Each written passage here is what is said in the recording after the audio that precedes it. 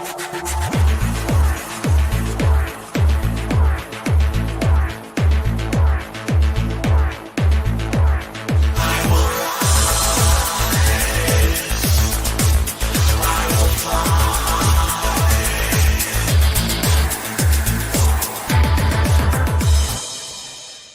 welcome to the Sharpe Show. So happy to have you with me this evening, a little bit past 7 p.m. on the East Coast.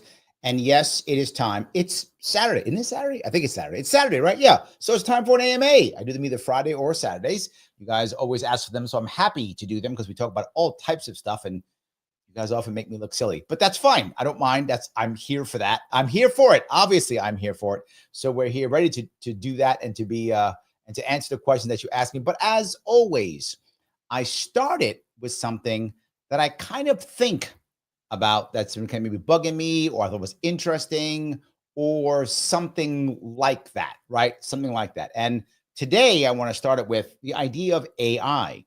And should we be afraid of AI? I think many people actually are afraid of AI. So I wanted to bring up a quick video of a guy. He is a guy who excuse me, talks about culture, and he's originally Indian, but he's very savvy, and I want to show you.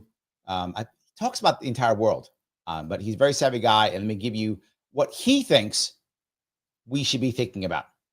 I think you may enjoy. It's short. It is short. Smart, and they're going to catch on to the fact that you're expected to implement AI, and the reward for that is going to be that you lose your job. If they figure that out, they're not going to be embracing all this. They will find either passive ways of resisting or active ways of resisting. In fact, in the first industrial revolution, things were so bad that the workers got together and went and smashed a bunch of machines. This was called the Luddite movement. The Luddite movement, things got so bad that the British Parliament passed a law which said it's a capital punishment. So if you break machines and resist all this, you can be hanged publicly. So if you resist change, you're going to be hanged publicly. That doesn't sound good. Is that what we're here for AI? 30 people were hanged publicly in London in 1813 or something like that. So if there is fear, forget about employees and embracing this technology. And so what I say is, look, the evidence is really, really strong that when you use technology to help people do their jobs better, you get better outcomes. Sure. You get a better culture, you get more engaged employees, more productive employees, better it's positive. Satisfied. So study after study says, look, it's not just a moral issue, it's just smart business to use technology to help people. Sure. And makes so sense. I would say to managers, look, make it your policy. Announce that you're going to use AI to help people. Okay, so I think if you take this people-centric view, you make it clear that that's what you're going to do.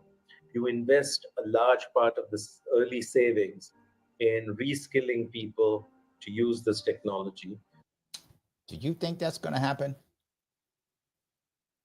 You say, look, sometimes it will be inevitable that jobs will be lost, but we'll do everything possible to help you land on your feet, either within the company or outside. So give these pathways to land safely. I think you can drive fear out, and people. I love that idea. I just hope American companies do that. What I see them right now doing is laying people off in mass. I don't see this at all right now. More wholeheartedly embrace it. We've seen this before. There was this enormous fear when computerization first happened in Indian banking and in the insurance companies, and there was a lot of resistance from unions. And so you had to take away that fear. Well, there we go. So he thinks that it could be bad, but there's a way around it, which is nice. I got one more short one. And this guy's talking about, he thinks it could actually be utopia, but then again, it could be some problems before we get there. So it could be utopia, but some problems before we get there. Okay, let's see what he's got to say. So far, until today, technology has always meant progress. So the first guy said, right? First guy said that too. Always meant progress. More and more and more and more. easier and easier, faster and faster, if you want. So my original prediction was 2029. Okay. My current prediction is 2026, which next basically is the point at which technology is so advanced that the rules of the game change. Most people don't recognize that. And we're getting to a point, I think, that's being more and more confirmed today with ChatGPT and the likes. Yes, that I see it. Machines are going to be more intelligent than us. And machines are also going to be more autonomous than us. And they're going to be more onnected than us. And most interestingly, they're going to be more responsible than us. So many of the decisions related to information in the world today are not handed over to humans anymore. Everything that you see on Instagram is not dedicated by someone. All algorithms, he's 100% correct. All trades, more than 50% of all trades being done on Wall Street now, the Wall Street trading all is done by machine, not by people. Dictated by a machine. Everything that you see, when you search Google is dictated by a machine, right? You have to realize that as those autonomous beings, if you want, become more intelligent than us, which, as I say, most predictions were pointing to 2029. When that happens, we hit a singularity. And a singularity is a very interesting place to be. If anyone tells you, I know what's going to happen beyond 2026, I think they're either very arrogant or uninformed. I'm probably both. A singularity could lead in one of two ways. One way is it could be a dystopian world where the machines completely disturb our understanding of the world. A lot of people don't acknowledge that while we don't really have robots walking the streets yet, the machines' foothold on knowledge and information is so large that they could completely disrupt your view of life. Or we will end up in a utopia. And the difference between the two is so subtle, rarely ever discussed in computer science, rarely ever discussed by the regulators. And the difference between the two is very straightforward. Those machines are learning their intelligence from mimicking us. Yes, Michael literally said that. Michael, you read this guy's mind. Michael says, the real problem with AI is the bias that's programmed with. Secondly, is that AI does not think as humans do. The combination is terrifying. You literally just said what he's saying. Right? He's literally saying it learns from us. They are basically us on steroids. When an Instagram recommendation engine tells you what to see, it's not making up the content yet. It's simply saying, from the way you browse, from the content that's been posted recently, from the way others browse, I sort of think you're going to like this. If you change the way you browse slightly, or if content providers stop shaking their hips and start to talk about physics. And I hope they do stop shaking. I mean, I like the hip shaking, I do, but we do physics too. Let's do both, hip shaking and physics. If physics become more popular on Instagram, somehow more of us will see physics. What will end up happening is that, in my personal view, within a few years' time, there is a moment of truth. I like this. And that moment of truth is, have we reflected to the machines that what we want is actually for humans to be happy? This is literally what Michael was just saying. Yes, Michael, did you see this before? You basically read his mind. Yes. The idea is, have we shown the machines and AI the best side of us, right? Have we shown them the best side of us? And do they see us? Because we are the teachers, right? We're the teachers. Have we shown them that or not? Manage to do that, the machines will just provide you happiness on steroids. It will simply stop showing you things that make you feel less, or egocentric influencers that make you think that you're worthless or not enough, and so on. And it will start to show you more of Wahaso kind of content that basically tells you, hey, you're okay. There is a path to happiness, and it's very predictable. I like that. And I think that. But here's the problem. Remember that's the story of the Matrix. Remember the Matrix movie from 1999? The idea is the AI, right, tried to make us happy and give us utopia, and we didn't like it, and we fought back, and all of a sudden they had to make the Matrix worse. It didn't work well. So I don't know. Maybe he didn't see that movie. Choice is, as I said, a singularity. We don't know which way we will go. For now, it's likely that we're going to magnify more of humanity's challenges, if you want, downfalls. But it's in my perception, when something is more intelligent than us, it will probably match the intelligence of life itself. And life itself is a lot more pro-happiness, pro-life, pro-all of us, rather than each of us against each other. And my perception, I call that the force inevitable in the book. My perception is that we will end up in that place. Eventually, we'll end up in a place where the machines will tell us, hey, little kids, don't be naughty. This is the way to do it. This is the problem that I have with this, right? I like where he's going. It sounds amazing. Hey, little kids, do it this way. This is the way to do it. Do kids listen? If you have children or have had children or know children, you know they don't go, yes, mom, and just do whatever they say. Yes, they don't just do that. That's not how it works. And when the machine says, hey, little children, blah, blah, blah, blah, blah, we go, no, yeah. And do I really want the machine telling me, hey, little children? I'm not sure I love want that. Each other, do it right, and focus on what makes your life better. Eventually, between now and then, how will it go? Humans' challenges are the result of limited intelligence. We're so smart to create a machine that takes us from here to Australia to surf. And we're so stupid that this machine burns the planet in the process. That's not how the AI is going to work at all. AI will simply say, you can either not go to Australia if you're destroying the planet, and I'll give you a virtual reality headset that does that for you. Or we're going to invent a machine that takes you to Australia, but doesn't really burn the planet in the process. The reason why we're unable to do this is not because we're very smart. The challenges of global climate change and geopolitical issues and economic issues is not because of our intelligence. It's because of our limited intelligence. Give us more intelligence, hand that over to machines that are impartial and uninterested in scarcity like humans are. I think he trusts the computers too much. Am I wrong? I think he trusts, it sounds good. I like what he's saying. It feels good, right? I get that. And it's positive. I like how it sounds. I'm just not sure I believe it. And we'll all be in a good place. Just like the smartest of all of us are so worried about the species being extinct from the planet, machines that are smarter than us will not want humanity to be extinct from the planet. Why not? It's not the way abundance works. I think the answer to all of the technology coming up is optimism. All of the dystopian stories, we might get glimpses of those in the past. But I think the eventual reality is if machines are smart enough, they'll create out of abundance. The force inevitable is we will end up in a utopia. It's just a utopia that is very different than the world we know today. Different economic models, different compensation models, different tax models, different every model. And it's a utopia that has to cross a chasm that might actually be dystopian. So we got to go through dystopia first. All right. Last piece I'll bring up, which is my piece that I'm most concerned about. The last one I'm concerned about is a guy who's talking about, hold on if I can pop this wicket. There we go. A guy who's talking about what it means to be human.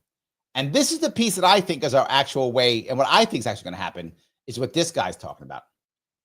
For the next 25 years, there will come a time when we have to decide, what does it mean to be uniquely human? Yes. Not just in terms of AI, but in terms of synthetic biology too. Bingo. There are going to be many people who have tremendous biological advantage and will be able to enhance themselves in quite fundamental ways.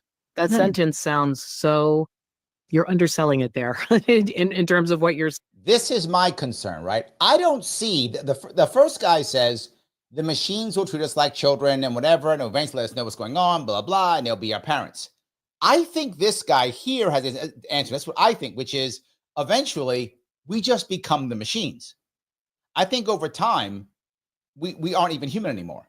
I think over time, we actually just become the machines.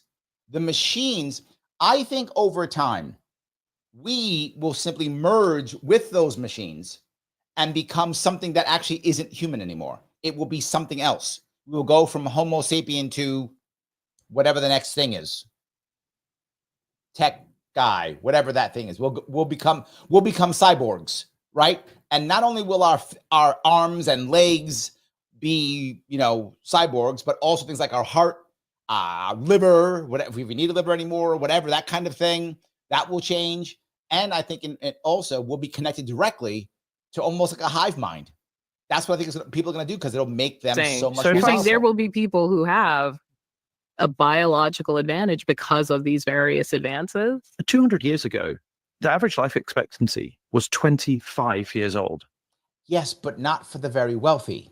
And that goes to my second piece I'm concerned about. We already have a massive wealth gap in our country and the world. Now, don't get me wrong, I'm happy many people who are very poor are rising up. That's a great thing. But on top of that, now we're going to have it to where if you're very wealthy, you get the enhanced arm and the enhanced leg and the brand new heart and the super brain connection to the internet or whatever, right? Whatever the cool thing of the day is, right? You get that right away. That is my concern when it comes to this. I think that's the way we deal with the AI people, right? So now you have AI.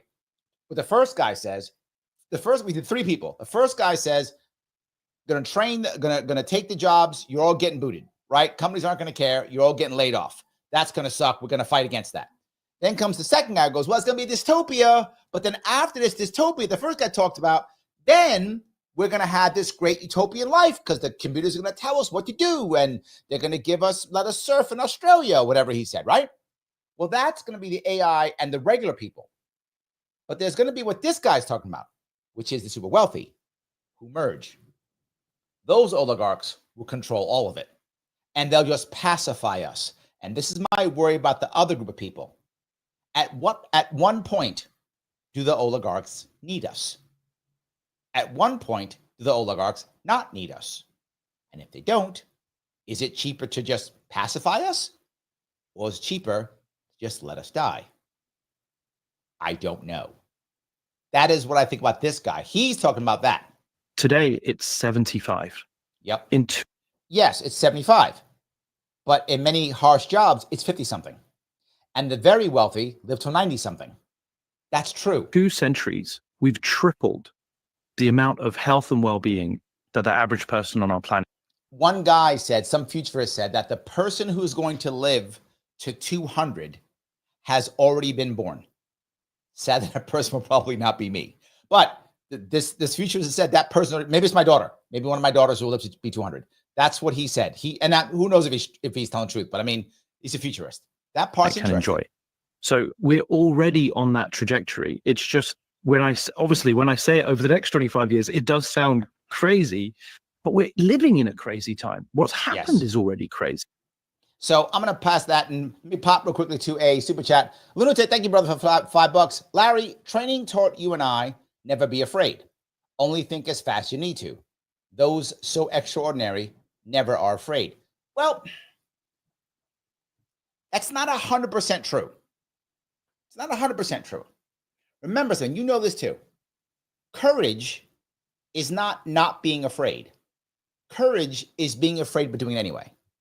Right? You do want to have some fear. You do want to be concerned. Maybe concern's a better word than fear. Maybe concern's better. You do want to have concern. You just still want to take action, right? You still want to take action, right? That's the piece. So yes, and you also want to take action. And you do want to think, what could happen? Is this AI thing a big deal or not? I think we have to worry about it. Thank you for that, 499. Liberty Lady 49, thank you. I've seen extra content on your Facebook/Instagram stories. Keep it up, Larry. Plus, every time you mention Rumble at Larry Sharpe, you get more followers. So let me do that, Liberty Lady. Guys, if you want, you can help with the Rumble.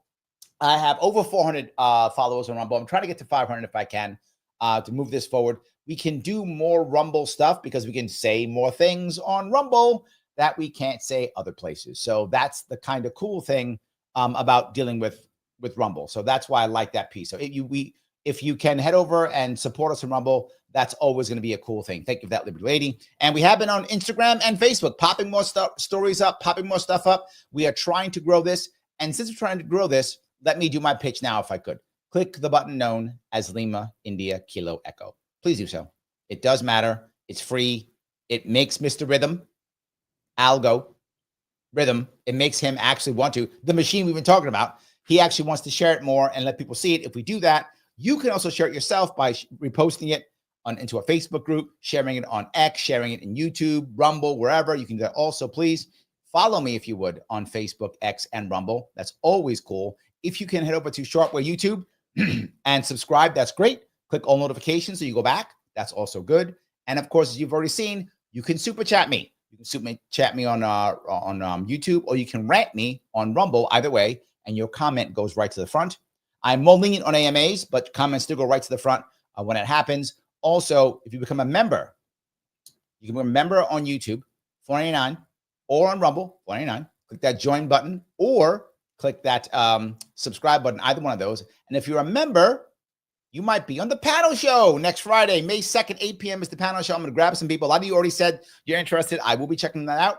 And so please do it if you can. And also, if you remember, you can send reaction vids. Just got a couple people who want me to do some reactions. I'll see if I can find a couple cool ones coming up here to do. So membership does have benefits. I don't do members only stuff. I haven't done that. I don't want to become that exclusive. So I don't do members only things, except coming on the show is only members and getting reactions only members, but content is still for everyone. So anyone has the content. So if you can't do those things, you can still click the button known as like. That you can do. So let me grab, if I could, some of these comments that have been popping up. So, all righty. I will grab a couple of these, even whether they're about this or not, I will do that. Michael says, can humans create entities smarter than themselves? Of course. My biggest fear with AI is that it will duplicate the worst of human follies. Mine too. And let me give you my example, Michael. You bring up a very valid point. By the way, thank you for becoming a member, Michael. Colonies. I'm not joking. Colonies. Look at former colonies in Africa and Asia and what kind of governments they created when the British or the French or the Spanish or the Americans left. In many cases, they created horrible, brutal governments. Why? We trained them. We trained them. Yes, we trained them to do that. And because we trained them, that's how they learned. Harsh and aggressiveness. If we train the AI to be as bad as we are, Michael, you are correct. I hope we won't, right? I hope we won't. But yeah, that really could be a thing. Yeah, I just hope you're wrong. But that is my worry. That is my concern. Andrew says, I ain't afraid of AI, as you can tell. Well, there we go. Kim's the opposite. Yes, AI is dangerous. Yes, absolutely. Mike Glass says, for the future AI overlord, my critique is only a quest of knowledge. I'm not sure where I'm going with that. Where you going with that one, Mike? For the future AI overlord, my critique is only a quest of knowledge. I'm not sure what that, but okay, I guess. Yumir says, Larry for governor. That will be a wonderful thing. I agree with that. That will be awesome. All right. Vivek says, if you could also talk about Russia/Ukraine war deal and deportations, that'd be great. Thanks, Walt. You do. I'll cover both real fast. The Russia-Ukraine war. In reality, all the talk, nothing's changed. What do I mean by that? I've expressed literally 3 years ago when I gave you receipts how this war would end. It's still going to end that way. It hasn't changed, except more people have died. The Russia-Ukraine war is a colossal waste of time, money, and energy and lives. It's just a colossal waste. Nothing's going to change. And the sad part is people have tied themselves to it emotionally here in America. And you find people who, if I say what I say, I've made both sides angry. Because one side's like, the Ukrainians are all evil and they're all corrupt and they should be punished, whatever. That's that side. The other side is, oh, Putin's an evil guy and we've got to get him out. And if I saw a thing on social media that said, look, if they were invading us, wouldn't you want to fight? And I've never, if you've heard me speak about this, I have never, Vivek, said, I've never taken a moral stance on this at all. I've never said that Putin was right in what he did. I never said that. He invaded. It is his fault. The guy who invades, it's his fault. Now you could fight and say, well, he was goaded. Maybe, fine, but he still invaded. So whether he was goaded or not, or whatever the story is, I don't really care, to be forward with you. Because righteousness, Larry, doesn't matter. Righteousness has gotten at least 1 million people killed and another 1 million somehow wounded or harmed in some way, shape, or form. So 2 million casualties on both sides in that area. We don't even know exactly yet. In that area. For what? Russia was going to get its 4, oblasts, no matter what we did. But Larry, it's a legal war. Who gives a shit? So was Afghanistan. So was Iraq. All of them are. So what? So was it Chinese taking Tibet? So what? Who's going to enforce it? Who's going to enforce it? But I want to be righteous, Larry. Great, be righteous, and more people die. The war is going to end. It was going to end 3 years ago. It needs to end. Ukraine's not going to get all the spots at once. It's not going to get Crimea back. It's just not. You can be mad at me if you want to. I would rather people not die. I understand how the world actually works. We're not going to go to nuclear war with Russia over Ukraine. That's not going to happen. We're not going to send American troops to fight in Ukraine. That's not going to happen. We're not. This is about money and cash, about American military industrial complex. People get mad when I say that, but it's absolutely true. It's clearly true. We leave Afghanistan, and here comes Ukraine. Coincidence, right? Come on. Why are we throwing all that money in there? Of course. It's where it is. It's how it works. So will Trump be able to end this war this year? Maybe. I still think he's got a shot. I do. If he's got a shot. And what's going to happen is Putin's going to get what he wants. And people are mad at that. And I understand why they're mad. And you can be mad. It's not going to change anything. That's all I'm saying. And people call Putin puppet, whatever you want to call me. I don't give a shit what you call me. It's irrelevant. You're just mad and you're being self-righteous and you just want to be righteous about this. It's fine. Okay. And you know what? You can, I don't know. Putin's already a criminal now. Isn't he can't go to certain countries because they might arrest him. So you got that. Feel good about that and just move on. Let people stop dying. I would like them to stop dying so you can be righteous and put your Slava Ukrainian flag on something. It means nothing. People are dying. It's terrible. I get it. I agree with you. I'd like it to stop. So yeah, deportations. When it comes to deportations, exactly what I was afraid of is happening. I said it. People said it. I was the only one. I wish I was the only one. I was not the only one. Lots of people said it. They were like, I'm worried about the deportations. Most Americans are for deportation of particularly the criminal element within the migrants. It's like 90%. The vast majority of Americans are like, yes, throw the criminals out. That's true. That's most Americans. The vast majority of Americans are absolutely prepared to throw the criminal element out. The problem, which I always said, was, how do we know which one's the criminal element? How do we know that? And my other worry is, if you get so excited, and that's why I don't like Holman. People like Holman because he's a zealot. I get why they like him. I think the opposite. I don't want a zealot because a zealot says, lock them all up, throw them all away. Who cares? And that's exactly what he's doing. And that's what I didn't want. I wanted someone who was not a zealot, who would go in and cross every T and dot every I and make the chances of someone who's not a bad guy going away slim. I'm not sure that's true. So I hope I answered both of those questions. So yes. The Angry Capitalist says, Larry, an emergency situation has popped up regarding the Buffalo City school system. The administration and its lawyers are intensely covering up SA of the students and are destroying evidence. That's terrible. I'm not sure what you're asking. If you know this, is the press not covering this? Is that why you're telling me? Because the press isn't covering, and you want me to make a couple calls to some people I know there about for the press? Is this you want assistance with a lawyer? Is some family suing? I'm not upset about what you're saying. I'm not that you said something. I don't know what your request is. I'm happy to assist. I'm not sure what your request is. So if you could let me know what you'd like to see, what you need assistance with, I'm happy to help out. Happy to. So yes. All right, then keep going down here if I can. So many of these. I do appreciate all of these. All right, Michael asked the question, can God make a rock so heavy he can't lift it? Yes, but it's only temporary.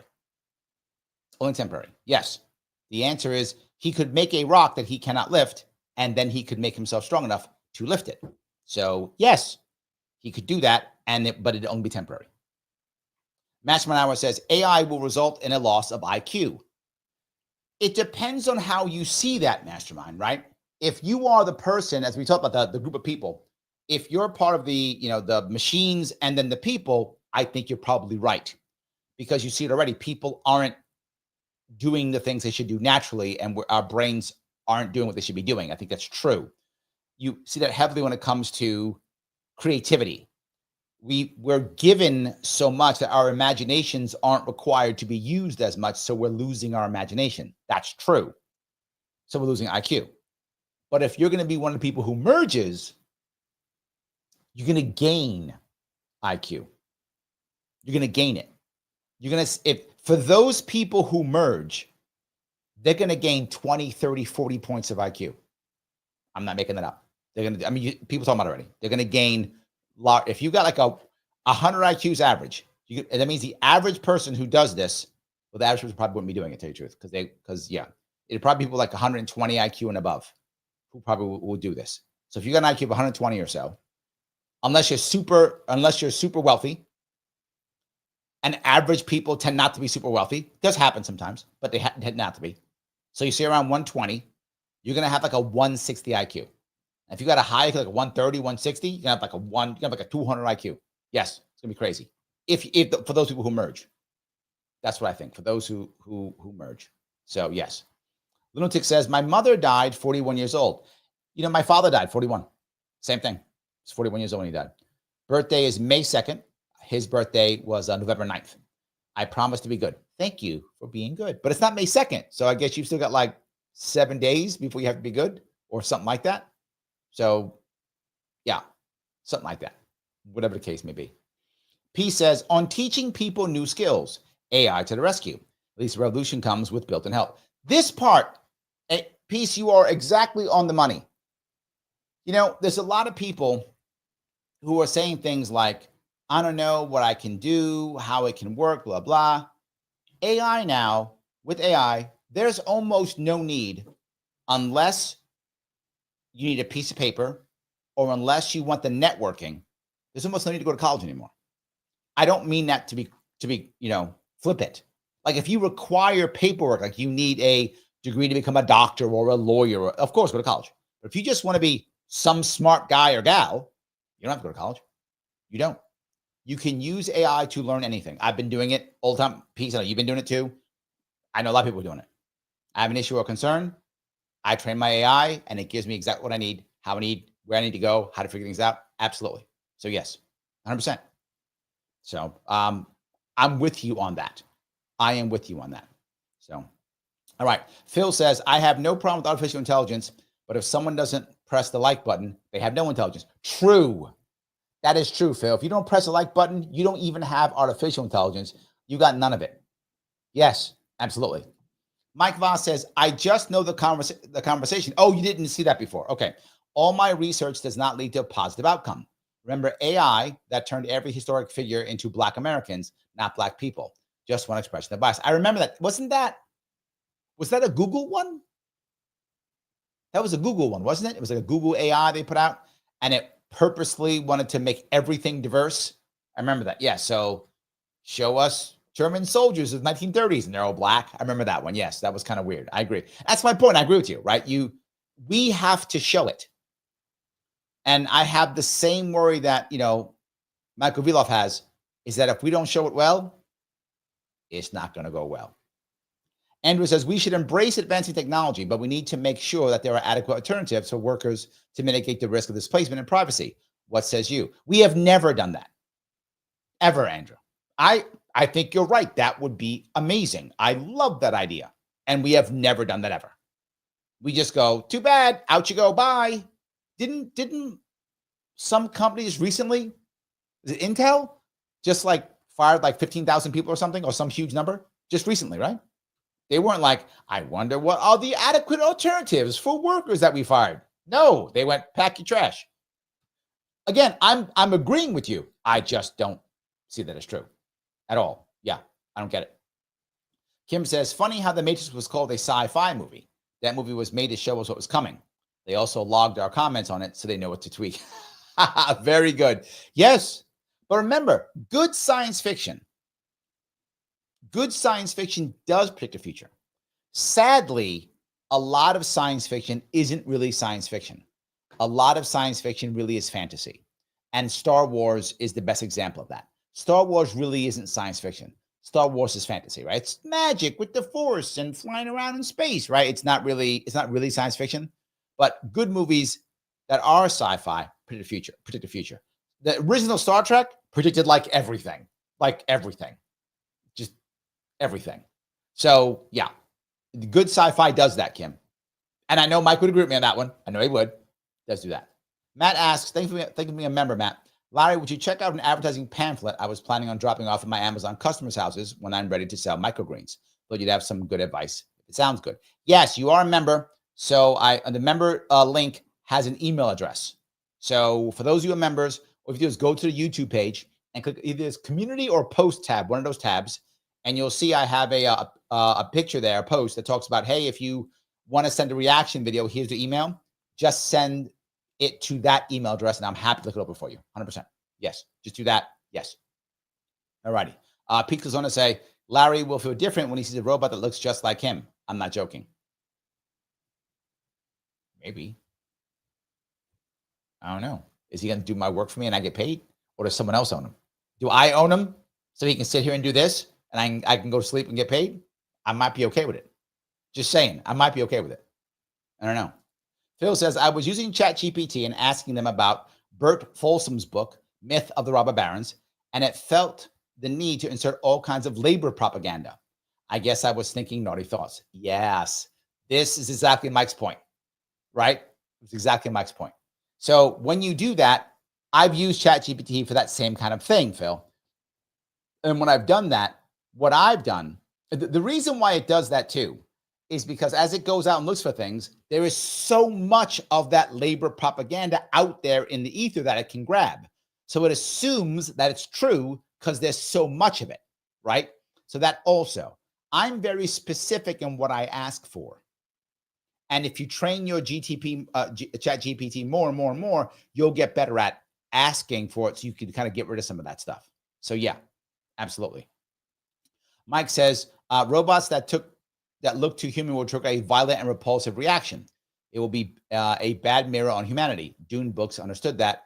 Asimov was too optimistic. Well, that's it. Most people don't know this, Mike, about the Dune world. And you know this one actually better than I do. The Dune world, for those of you who don't know, in the book series, it was a series, right? Also it's a series. In the Dune world, I'll say that. In the Dune world or Dune universe, it's the future. Was it 8,000 years in the future? I forgot what it is. Several thousands of years in the future, whatever it is.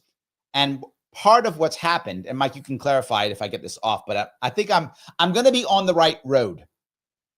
Humans recognized how bad AI and robots would be for humans, so they outlawed them.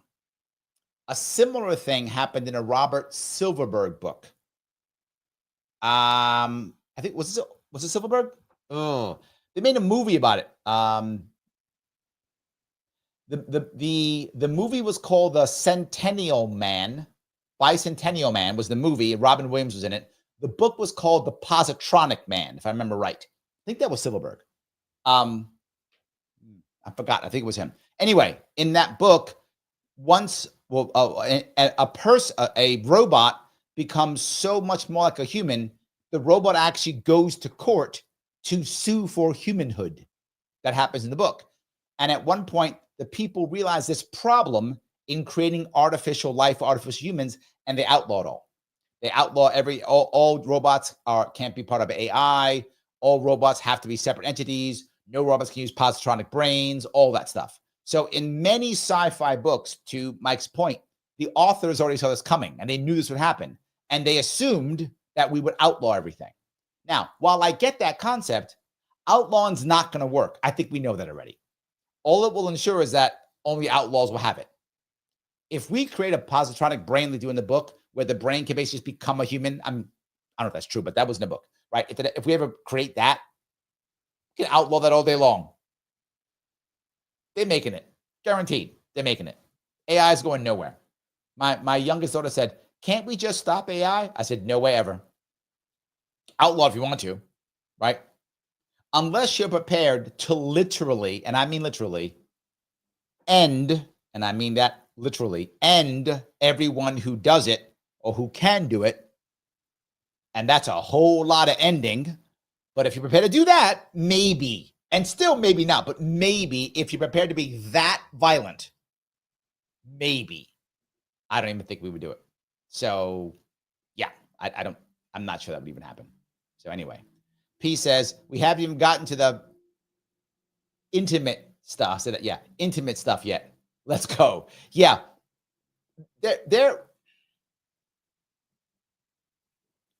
I'm going to be doing a show coming up here on this kind of topic a little bit, but there's an issue here, right? Piece to your point. There's already AI girlfriends. That's already a thing, right? AI boyfriends, AI friends. That's already a thing. What happens when I can just make my perfect AI girlfriend boyfriend? Why would I want an AI, or why would I want a regular one? I wouldn't. Matt says, the $2, sweet, thanks. Of course, brother. Yeah, of course. Pop it right out. No worries. We'll take care of it. Yeah, why would I? Peace. I can make my perfect girlfriend. Why would I get a girlfriend? And if I get a robot that does, I get all the goodies too, and I make it just the way I want it, and maybe I get 2-3 of them, so I have 2-3 AI girlfriends who will say what I want them to say, act the way I want them to act. Right? You're a woman who's tired of men you don't like. You want a man who's the perfect man. Well, you just make him. There he is, and he's equipped, I will say, exactly the way you would like him to be equipped. And he is ready to go whenever you want him to be ready to go. Why would you get a man who may or may not be ready when you want him to go, who may or may not be equipped as you want him to be? When you get a machine that does exactly what you want when, and make two dishes and take out the garbage and whatever stuff you want. I don't know why you get a man. You've hit a perfect point. And I'm not even talking about the sex part. I'm talking about the companionship part. Just that. So yeah, I completely agree with you. Mastermind says, I fear AI will cause us to lose the ability to find solutions on our own. Yes. Now, the question is, how important will that be? Right? Meaning, okay, I remember back in the day, this is a while ago, 20 years ago, maybe more.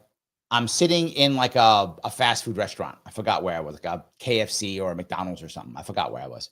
And there's a family sitting close to me. And it's 2 little kids, 2 boys, maybe like 7, 8, little elementary school kids with their dad and their mom there. And they're bounced around with their Happy Meals, whatever the case may be. Again, it's about 25 years ago, maybe. And the dad is trying to tell the kid, look, you're going to have to learn your math, blah, blah, blah. And the kid's like 8 or something, or 7. He's like, I don't have to learn math. And dad's like, what? You got to learn math? No. That's what I got my calculator for. Boom, boom, answer, done. And the little kid, who's like 3 years younger, like 5, just starts mocking him and copying, goes, boom, boom, boom, answer, boom, boom, answer. And is bouncing around yelling, boom, boom, answer, boom, boom, answer. And I thought to myself, that's the future. Right there. That's the future. Now, the question is, do I need to learn the details of mathematics if I can just go boom, boom, answer? Exactly your point, Mastermind. Now, an individual who may live at a certain time in our world, who may live in a certain city specifically, may never need to know how to find a solution. They may never require it. They might just put into their AI device, boom, boom, out comes answer. So that may be true. But now, if that's true, that goes to 2 points. Point number 1, and this is what Mike was talking about. Is it actually the right answer? Or is it the answer that, as Phil brought up, that they want you to have? That's the problem. And how can you discern whether it's really your solution or the one that the elites want you to have? Problem number 1. Problem number 2, what happens when it doesn't work? I guess I sit in a corner and cry. I think your point's a valid one. The problem is, will people care enough to figure this out? I don't know. I don't know. Yes. So, alrighty. Michael says, a superior intelligence with no empathy or emotions, what is there to fear? What could go wrong, Michael? What could go wrong? You're totally right. What could go wrong? Absolutely nothing. I agree. Well, the concept, though, the second guy was saying, he was saying that if that happens, it's our fault, right? He's saying that if we show and build the AI out that copies us, that we are cruel and have no empathy and no emotions, then it will act accordingly. But that if we don't do that, it will actually act in a better way. Now, the example I'll give you is, and this is some factual data we actually have, Michael, which is about 1 or 2% of our population is sociopathic, which means they don't have empathy, right? So someone in the area, 1 to 2% is sociopathic, do not have empathy. You go, oh my God, we get sociopaths running around killing people. No, sociopaths aren't naturally violent. That's not true. Sociopaths will still do what society tells them to do often.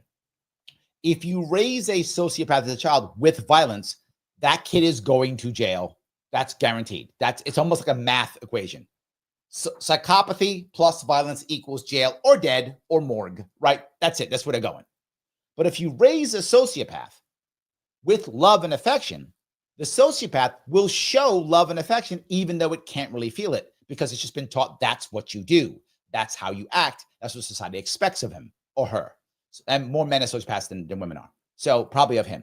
So the person will show this anyway, even though they don't feel it because they've been raised with it. I would say that's our best example of our AI. We are training our AI. If we train it with empathy, it will act accordingly because that's what we built. That's my assumption, and that's why I think that's his assumption. But if we don't, now here's the other issue. AI, it isn't just one AI, right? So hopefully the mass AIs that control most things that are big and strong and powerful, hopefully we've trained them with empathy and emotions. But there's going to be the mad scientist who trains it to crush the world. You fools. That's going to happen. So let's hope our AI is more powerful than that guy's AI. And it will be a guy, by the way. It just will be. So yes. Michael Voss says, Larry, apparently more tech is causing society to revert to a form of feudalism. We have generations of dumber and less capable kids. Even now, there are ads for kids to learn small talk for their peers. I have seen that. Yes. Maybe that's our business, Mike. Teaching kids how to small talk. Parents pay us a bunch of money, make a killing. I love it. I love it. Yeah, I am worried that, again, those little 3 tiers I think are going to happen. It's going to be AI that controls, to your point, with feudalism, whatever the group of people is left here, right? Feudalism. And then maybe the cyborgs, whatever that equals, may control it all.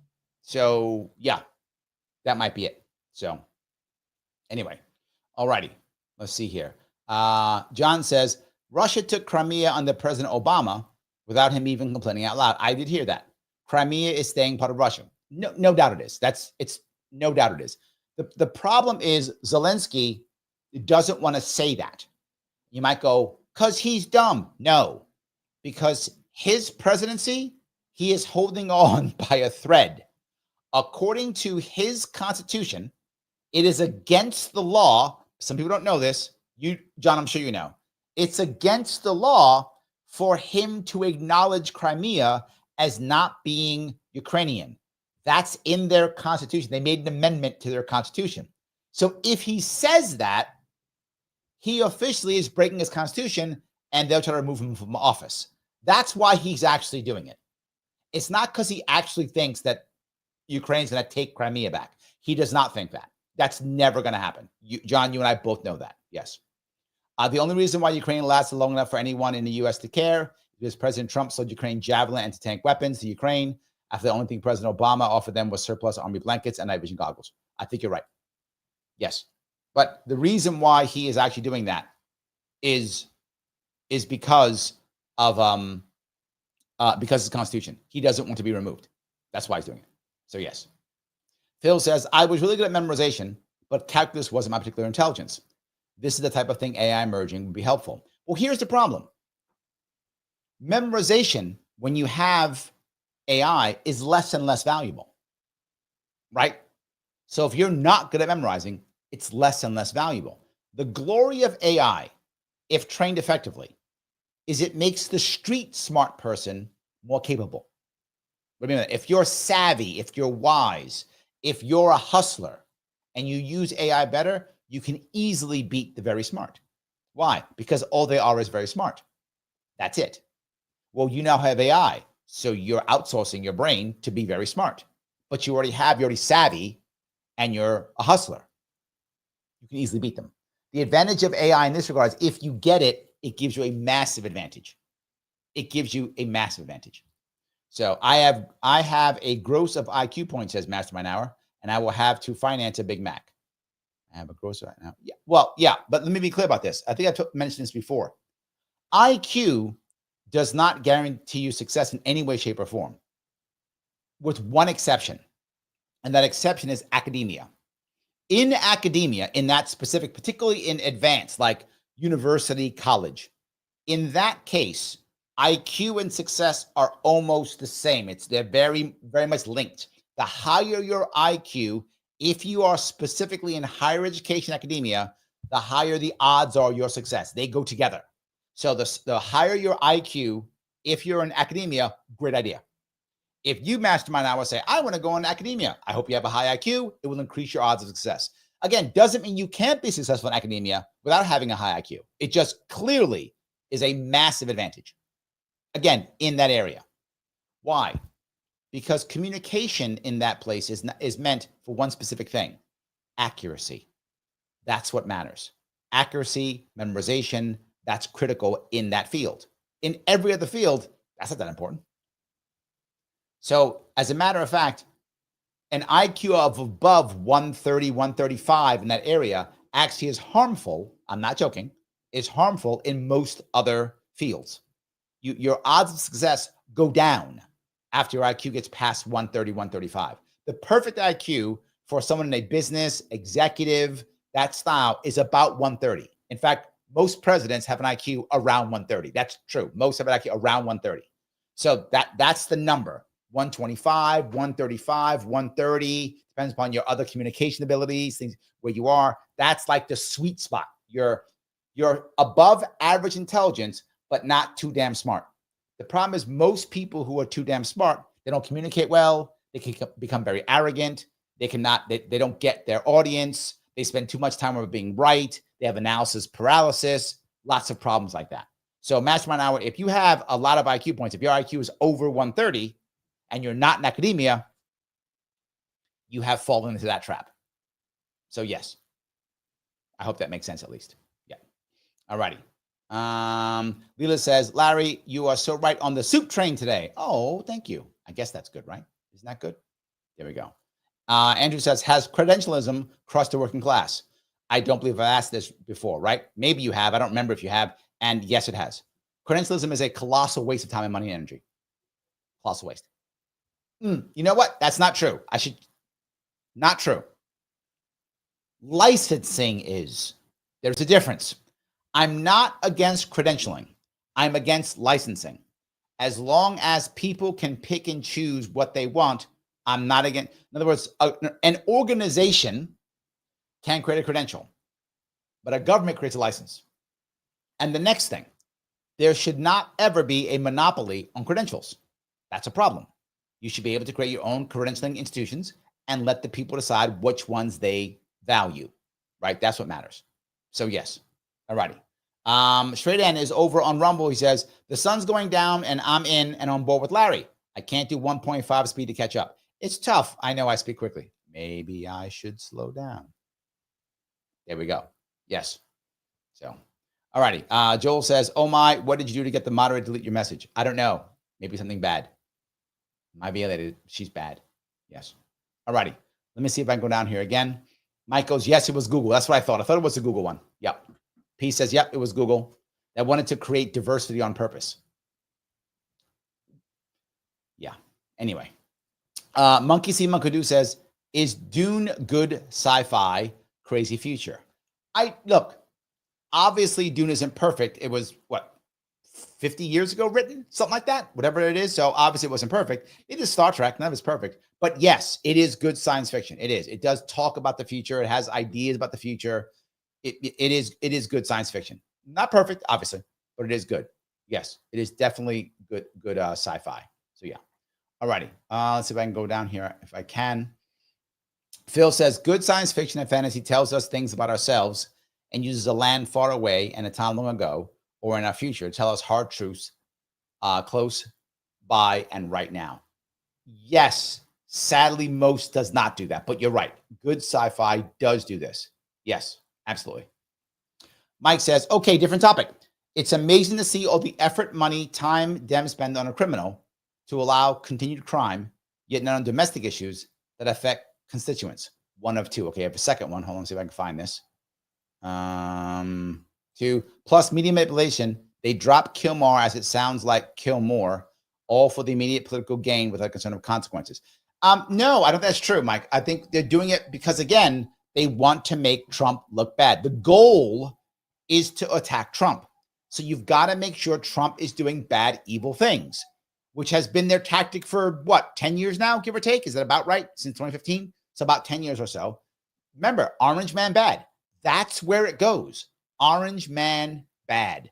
That's what they're talking about. So that's why they have to make it seem like everything Trump does is wrong. He does nothing good. He's evil and mean. He does it on purpose.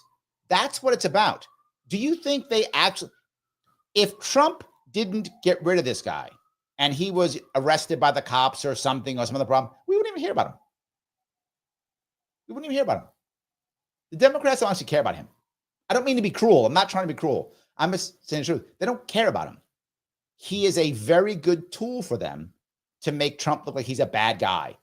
That's all it's about. To be very forward with you. That's what it's about. Nothing else but that. I think you know that. I mean, that's really what it is. So it's all about that piece. So, all righty. Sean says 8,000 years in the future is correct. There we go. Thank you, Sean. Been a while, Sean. Hope you're doing well, brother. So yeah, I thought it was 8,000 years in the future. There we go. Yes.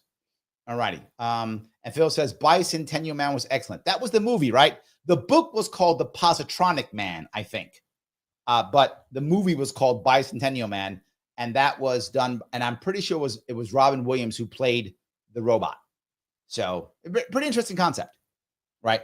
One of the things in this movie on the book was to be human, right? Could this machine create art? This is a whole talk in the movie and the book. Could the machine create art? And the issue was, wait a minute, no, the machine isn't creating art. The machine is copying what other people have done and merging it into something. So it's actually not creating art. What it's doing is merging everyone else's art. But then somehow, I forgot the details of it. They had to figure out whether this was actually merging or was it creating something new. And if it could create art that's new, maybe it's an individual. Then they had to say, well, wait a minute, it can't be human. They had to start figuring out what it means to be human, right? So like, well, is this thing ever going to die? And they're like, no, it's not going to die. Well, then it can't be human because all humans die. So what did this thing do? It began to create its own organs. It made artificial organs, so it had to eat to survive. It didn't have to eat. It had like a battery or something. But because the whole goal of this is this thing wanted to be a person.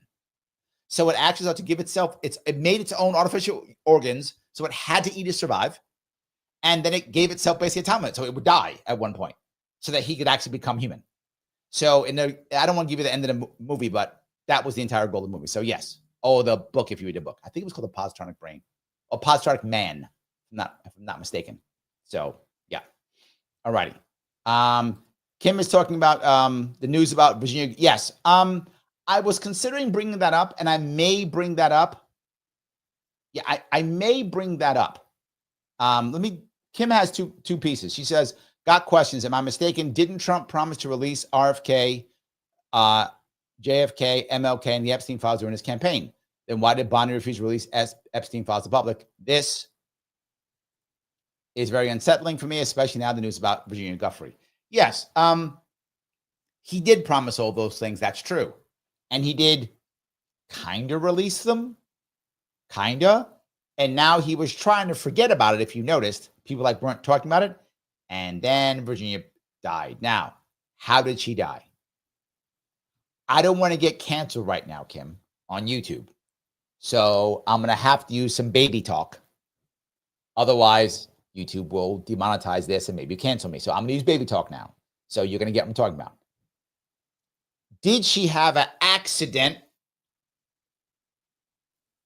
like EpiPen did? Or is it real? Did she really delete herself? Is that real? From what I've seen, she actually got into a bad traffic accident. And that supposedly is what put her over the edge mentally, right? She was put over that mentally, and that's why she decided to delete herself. That is what I heard. I'm unsure that's true. I have to do a little bit more homework on that. I don't know, but I'm not going to say anything publicly right now, Kim, because I will get erased from here. So, but yes, I think that was very untimely for the Trump administration because now it's all coming back up again. If you see it, it's all over the internet now, right? It's all over. So yes, I got to do a bit of homework. I might do a piece on that maybe Thursday. I'm thinking maybe Thursday. Or you know what? Maybe I'll bring it up during the member show on Friday, 1 or 2. So I will bring it up. I did see what you posted, and I will bring it up. Absolutely. So yes. All righty. Let me grab a couple of these. John says, not sure of the years, but several books, including prequels, robots enslaved humanity, and once they broke free, outlawed computers. Thus, mentats were trained since birth as human computers. Right, there we go. Yes, they outlawed all that stuff. Yes. So then humans became that. Yeah, that's correct. You see it in the newer movie. Is it Netflix? Is it on Netflix now? I forgot where it is. I think it's on Netflix. So yeah. And then they made the series, of course, because the rules are whenever you have a decent series, you then, as South Park has said every single time, put a chick in it and make it lame. And they did. And then the series of Dune became lame. There we go. So that's how it works. Any case, Phil's on your side, Kim. He says, yeah, Kim, that's really weird, especially because another one of EpiPen's accusers got hit by a bus. Yeah, that is odd. P says, for those interested, ChatGPT has a deep research mode. I've used it. The paid $20 plan comes with 15 deep researches. The reports I've got from deep research have been 30 plus pages, pretty decent results. I agree. It is a very savvy thing. I enjoy it tremendously. I've done more than one myself too, Peace. I'm with you. I think it's amazing. I completely agree. Yes. Straight End is over on Rumble. He says, maybe this was covered before I got here.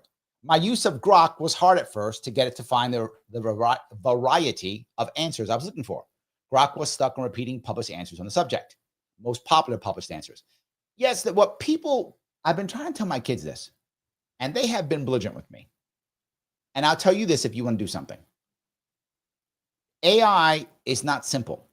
It takes time to train your AI. It does. If you get your account, you pay it $20, whatever it costs, and it takes time to train your AI to do it right, and trains you. You train yourself how to ask the question, how to get the results you want, how to find what you want, how to drill down on things. It is a skill set, and that will be a thing. It will be a thing, whatever it's going to be called, an AI consultant or whatever it's going to be called. It'll be someone who knows how to use their AI or an AI very well to get the answers to your point straight and quickly and the type of things you're looking for. And it will take time. It will take time.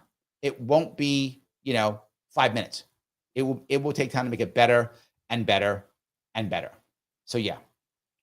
Kim goes on and says, no sound bites allowed. Why is Bonnie stopping this? Makes me think she's covering for someone.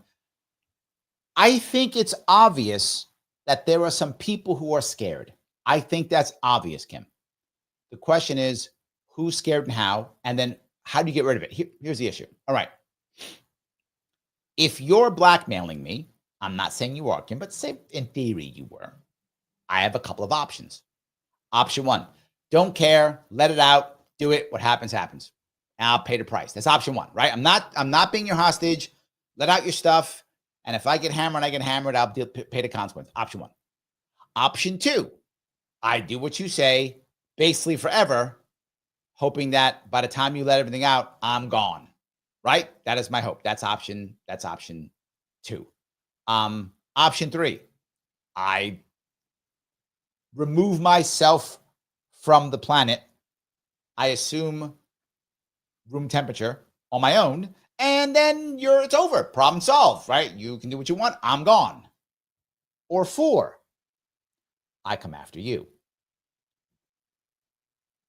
Those are my four choices, right? Those are my four choices. Now, if it's me, I'm going to go with one or four. That's what I'm doing. One or four is what I'm doing. I'm going to go do it, or I'm coming after you. One of the two things is true, right? And that goes for any way of dealing.